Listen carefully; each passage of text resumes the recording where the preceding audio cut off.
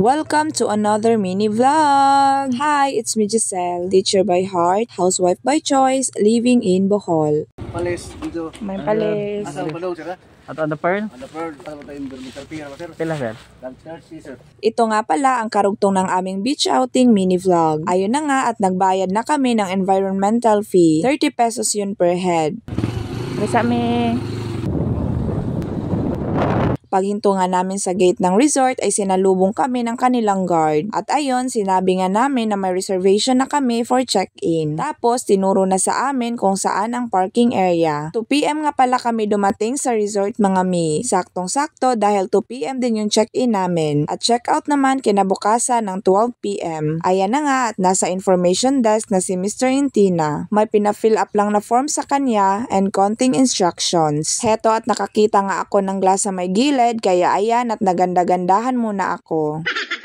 Tamang hintay lang kami sa waiting area at maya-maya ay tinawag na kami ng staff at sinamahan kami papunta sa aming room. Unang pasok ko nga sa resort nila ay masasabi ko talagang ang ganda ng ambience dito mga mi. Lahat ng staff na nakakasalubong ay bumabati talaga sa amin. Tapos lagi pang nakangiti. Kaya sobrang napabilib talaga ako sa pag-welcome ng staff sa amin. Aside from that, mas lalo pa akong bumilib sa view nila dito. Grabe ang ganda ng view dito mga mi. Perfect talaga ang place na ito lalo sa mga taong gustong mag-unwind at kumawala muna saglit sa realidad ng buhay. Pagdating nga namin sa aming room ay nagpahinga lang muna kami saglit. Nagpalit na din kami ng outfit, ayan at nag-TikTok nga muna ako.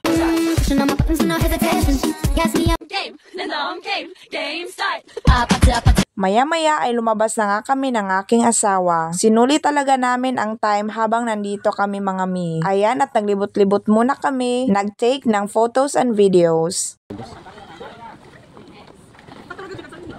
Every area na napupuntahan namin ay talagang napapawaw na lang kami. Sobrang relaxing lang talaga sa mata at sobrang na-relax din yung puso namin dito. By the way, shoutout nga pala sa aming solid supporters na sina Louie Famaran, Rosabel Dolueras at Richelyn Thoughts. Maraming salamat po sa pagmamahal at pagsuporta ninyo sa aming mag-asawa. Sa mga gustong magpa-shoutout sa ating next mini vlog, mag-comment lang po kayo and syempre dapat nakafollow kayo sa amin. Namanghanga ako sa laki ng swimming pool nila dito. Meron nga pala silang 3 feet, 4 feet, and 5 feet. Sobrang sulit nga sa resort na ito. Dahil kung gusto mo maligo sa swimming pool ay meron nga dito. Tapos kung bet mo naman sa dagat ay meron din sila. San ka pa, 'di ba? Dito ka na sa 2-in-1.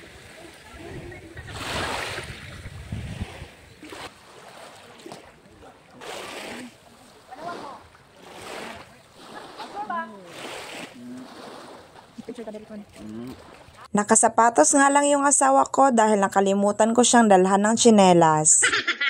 Akala ko nga magagalit sa akin si Mister, pero sa sobrang bait nitong asawa ko ay pinagtawanan niya lang ako. Para na daw akong matanda dahil nga makakalimutin na. Masasabi ko talagang napakaswerte ko dito kay Mister. Ni minsan ay hindi talaga ako napagbuhatan ng kamay. Tapos pag nagtatalo kami, siya pa yung sumusuyo sa akin kahit minsan ay kasalanan ko naman.